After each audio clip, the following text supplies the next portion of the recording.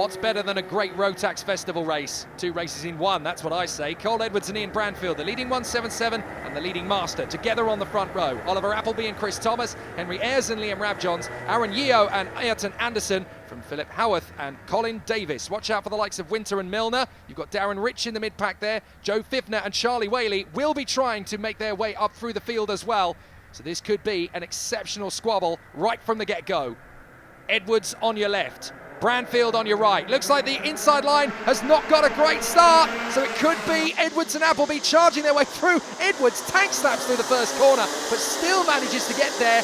And it looks as though Thomas has got way through into 3rd place. Yes, he has. So a terrible start from Branfield as he drops from 2nd to 4th. Thomas through into 3rd. And as they compress into Hans Hairpin, everybody getting through without incident. Well done to the 177s and the Masters drivers. Leading the way in the Masters is still Ian Branfield, despite being down in 4th place now. But it's Edwards, Appleby and Thomas up front. So as they come out of the final turn and down the main straight, this is going to be an absolute classic. The way that the drivers are pushing hard side by side from Aaron Yeo as he tries to get through on the inside line there, around the outside to get the switchback for the next right-hander at Hans. Billy Blind, sorry. Hans is coming up. So through the S's, up towards Hans Hairpin. Nice defensive driving on the inside line there from the 10 of Sam Winter, but it looked as though Anderson was trying to cut through on the inside line at the same moment. So that got a little bit close for comfort. And there's Howarth trying to get his way through on the inside of Liam Rabjohns. So Rabjohns trying to get away, but Howarth, as him well lined up, could well make the move into the hairpin at Hans. So up the inside. Oh, he's going to do it now!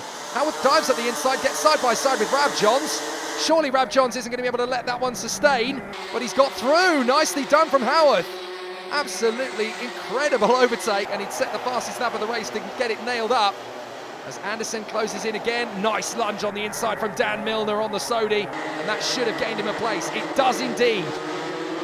So Edwards, Appleby, Thomas, Branfield. Then we've got this awesome battle for 5th position. Ayres in front of Howarth and Rabjohns.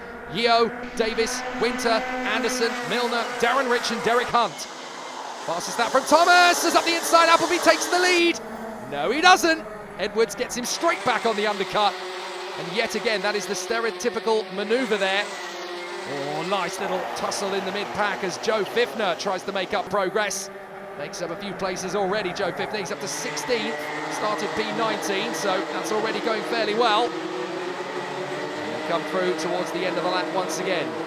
So Edwards has managed to get one over on Appleby. As soon as Appleby made the overtake, he thought, well, that's not going to work. You've drifted out wide. I'm going to have you straight back again, thanks, mate. So through they come again.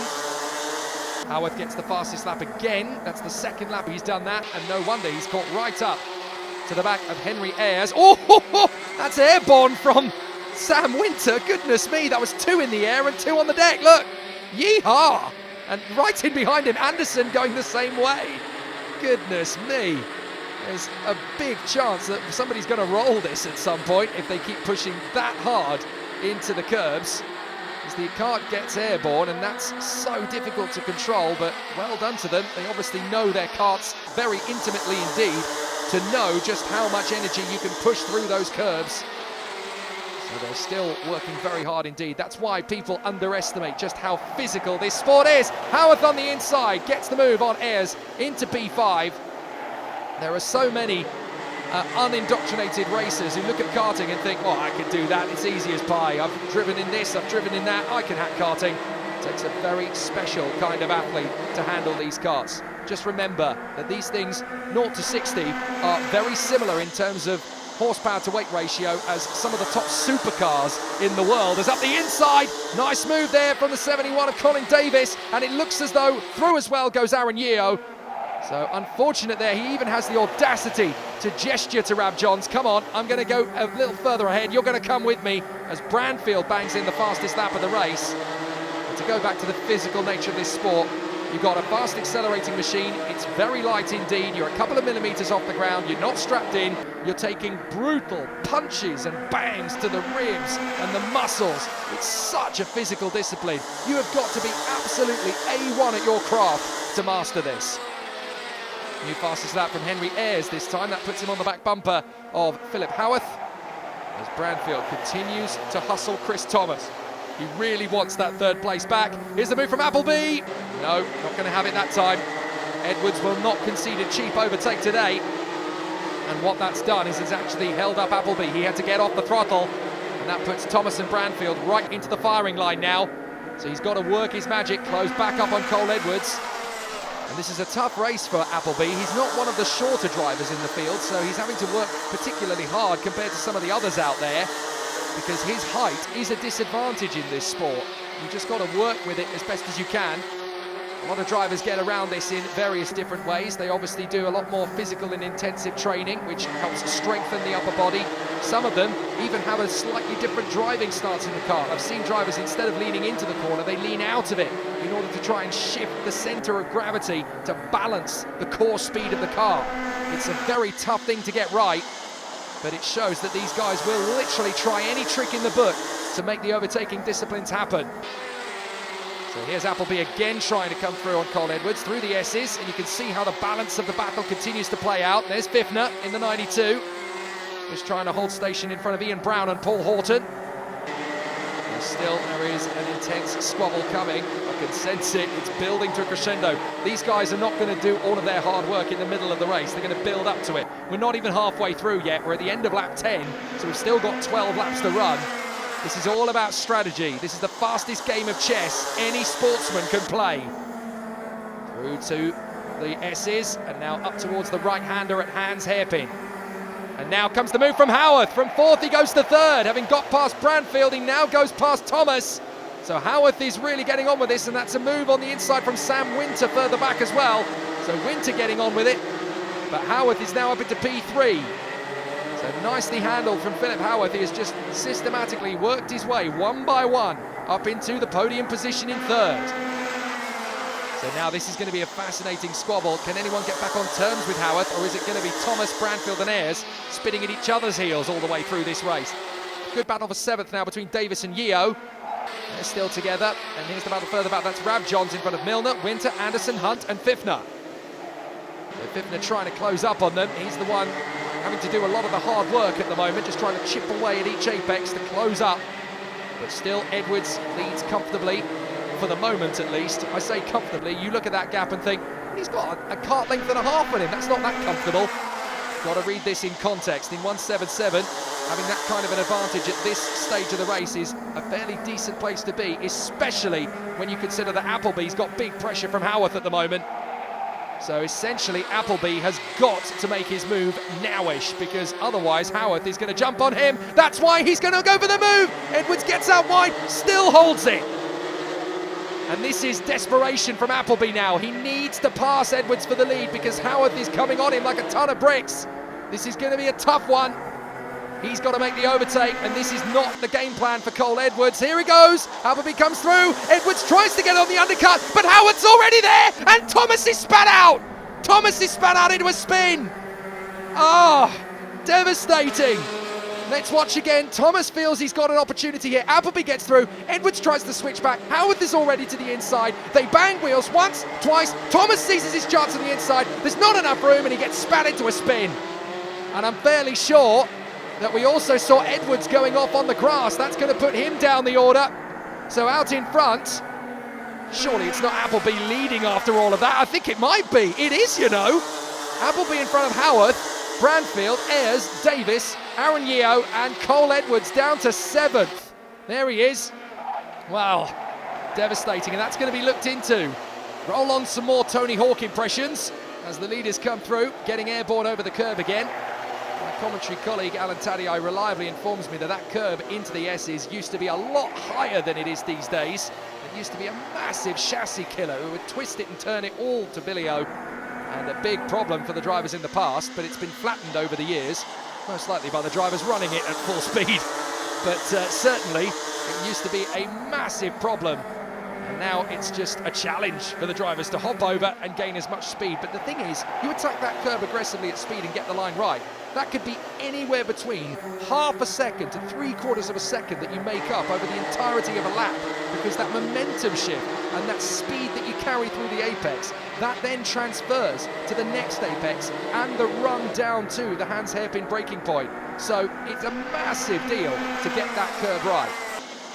Top 6, still close. Appleby, Howarth, Bradfield, Ayres, Davis, Yeo, and we're running out of time. Howarth knows it. He's got a bit of breathing space between himself and Bradfield, so he might try the trick anytime he gets an opportunity. Cole Edwards looking a little bit sorry for himself there in 7th position. He'll probably feel quite hard done by that he's down in P7 now, having led in the early stages. But Appleby and Howarth were just so insistent and so resilient in trying to come at him. You could argue, well, they were always going to overtake him, but that's not really the point as far as Edwards is concerned. Howarth on the inside, side by side. He gets the outside line for the next apex. And is there going to be a gap? No. Well done from Appleby.